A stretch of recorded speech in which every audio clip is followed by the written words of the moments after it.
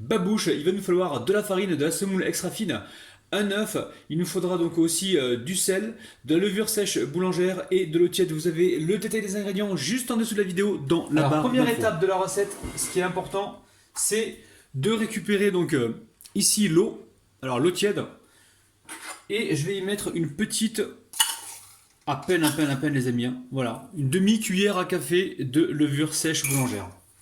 J'en mets pas beaucoup, il n'y a pas besoin d'en avoir beaucoup pour cette recette. Donc le mélange eau et levure, si vous pouvez le faire 1 heure avant ou 2 heures avant, je veux dire, ou 10 minutes avant, c'est toujours bien les amis, hein. Là je le fais parce que je suis en train de filmer, mais sinon l'eau tiède et la levure, vous pouvez le mélanger bien avant. Alors je mets ça de côté pour l'instant. Ici on a quoi ici? Alors ici on a donc un œuf, j'ai le sel qui est là, la semoule extra fine et la farine. Donc là je vais mélanger déjà le sel avec la farine et la semoule.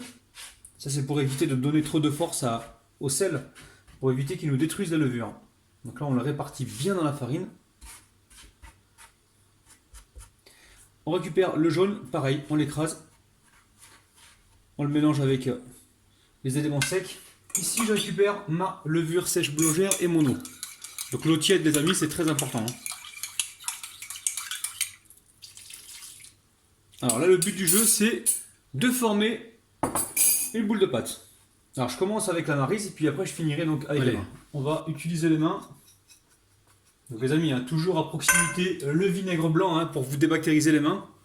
Même si vous les avez lavées, c'est toujours bien de passer un petit coup de vinaigre. Le but du jeu c'est de former une boule de pâte. Allez, je pétris ma pâte pendant environ 4 à 5 minutes. Hein.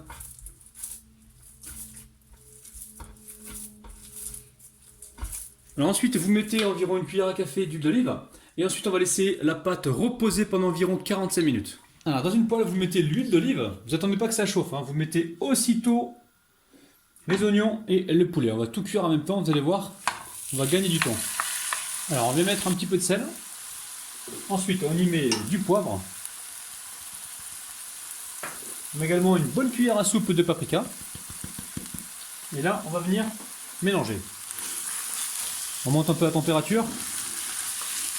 Alors ici, il me restait des aubergines, des tranches d'aubergines grillées d'une recette précédente. Donc je ne vais pas les jeter, je vais les couper également et les mettre avec ma préparation. Donc surtout, vous de votre côté, n'hésitez pas à jeter un œil dans les frigos. Vous allez certainement retrouver des choses à passer dans votre recette. Allez, on y ajoute donc les aubergines. Donc là, j'ai environ 7 tranches ou 8 tranches d'aubergines, hein, d'accord? Encore une fois, hein, passez ce que vous avez déjà dans les frigos, hein. Allez, on va cuire ça tranquillement, encore quelques minutes. Allez, on va y mettre maintenant la ciboulette. Alors ciboulette, coriandre, persil ou basilic, hein, c'est vous qui voyez les amis, hein.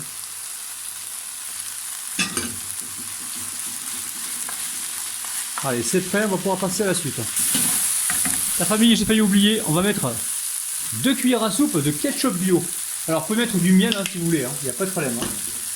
C'est juste pour apporter la petite touche sucrée. Vous pouvez mettre de la moutarde également.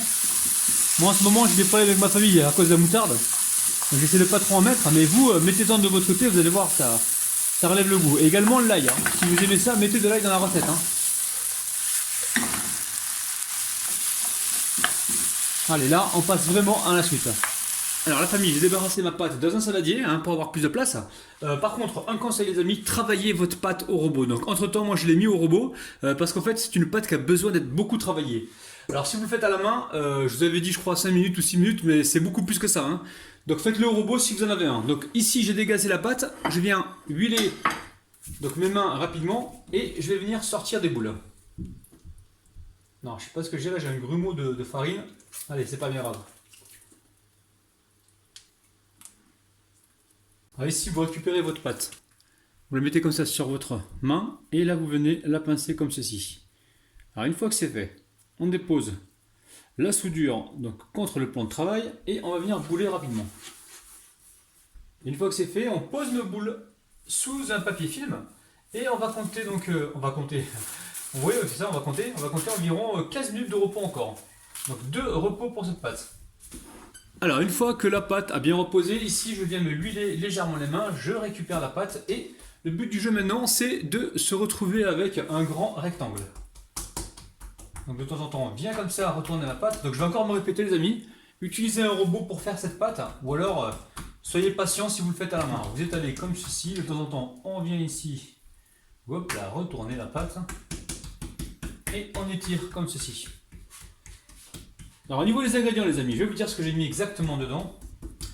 Alors j'ai mis 400 g de farine, j'ai mis 100 g de semoule extra fine, un œuf, une pincée de levure sèche boulangère, donc vraiment très très peu. Une pincée c'est quoi? C'est une demi-cuillère à café, mais pas trop remplie. Et ensuite j'ai mis une cuillère à café de sel et j'ai mis 260 g d'eau tiède les amis.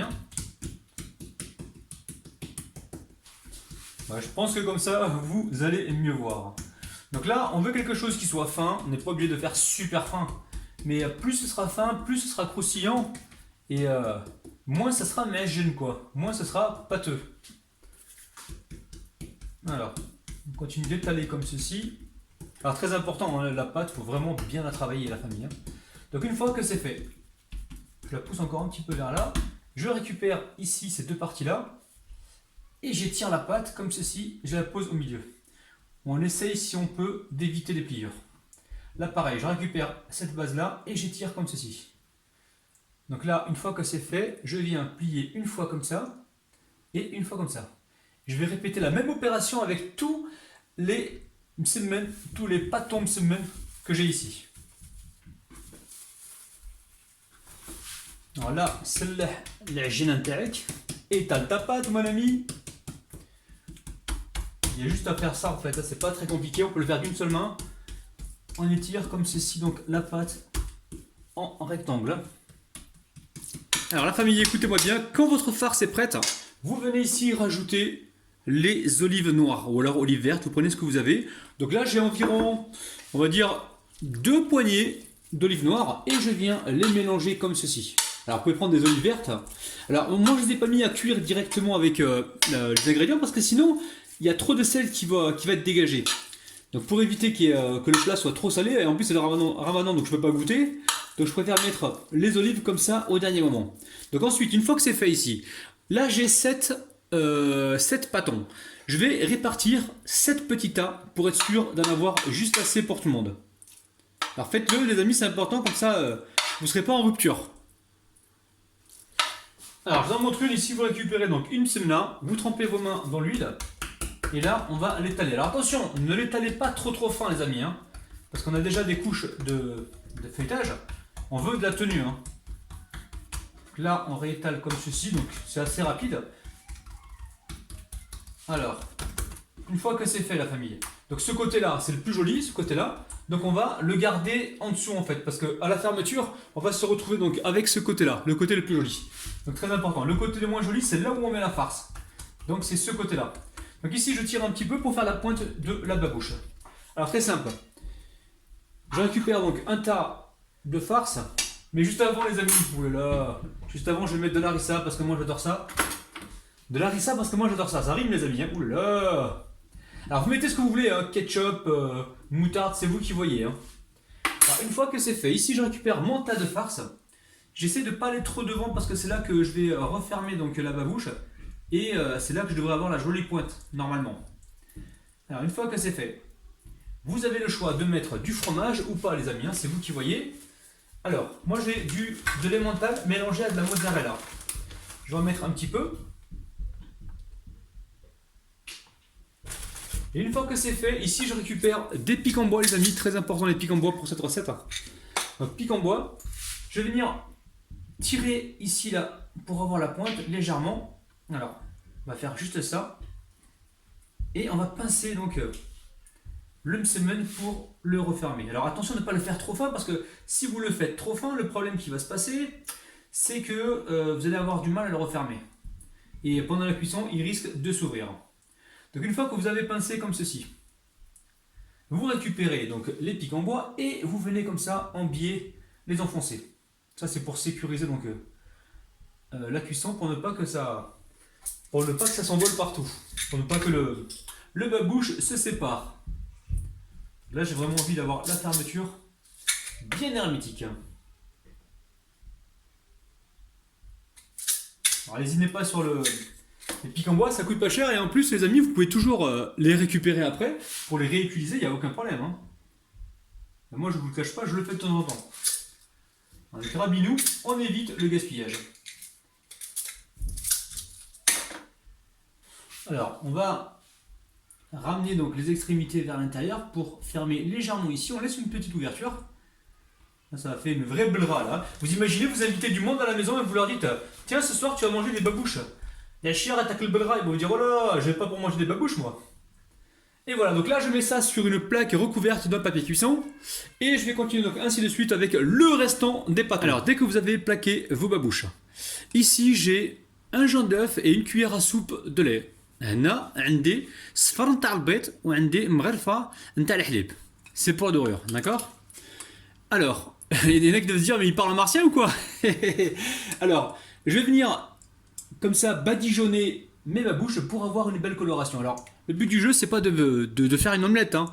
Donc là on égoutte le pinceau, opération Rabinou le Rabinou, et on passe un petit coup comme ceci. Allez, direction le four, on va y aller plaque par plaque. Donc là, je pense que je vais y aller pour 15 à 20 minutes. Il faudra surveiller à 200 degrés, les amis. 200 degrés. Les amis, regardez-moi ça. Et franchement, je vais en ouvrir un pour vous. Regardez-moi ça. C'est un truc de ouf, les amis. Allez, franchement, ce soir, je sens qu'on va se régaler. Alors, comme d'habitude, les amis, n'oubliez pas le petit pouce vers le haut si vous avez aimé cette vidéo.